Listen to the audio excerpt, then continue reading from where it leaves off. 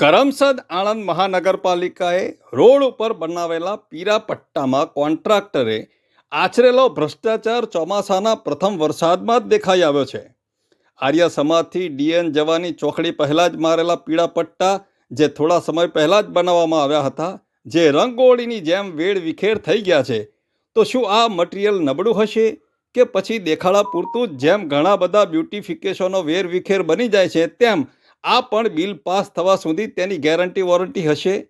જુઓ તો ખરા, આ જેમ રંગોળી પૂરી હોય તેમ કોઈનો પગ વાગે તો શું થાય, તેવી જ રીતે આ પટ્ટા પણ અટપટ્ટા વિખેરાઈ જાય છે.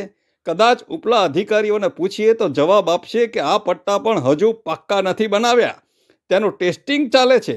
આ લોકો કોને ઉલ્લુ બનાવતા હશે? સરકાર બિચારી દિલ્હી બેઠી છે, જેનું નામ અહીંના વહીવટદારો બગાડી રહ્યા છે તેવું ચોખ્ખું દેખાઈ રહ્યું છે. આપનો હરીશ બ્રહ્મભટ્ટ. વંદે માતરમ. ભારત માતા કી જય.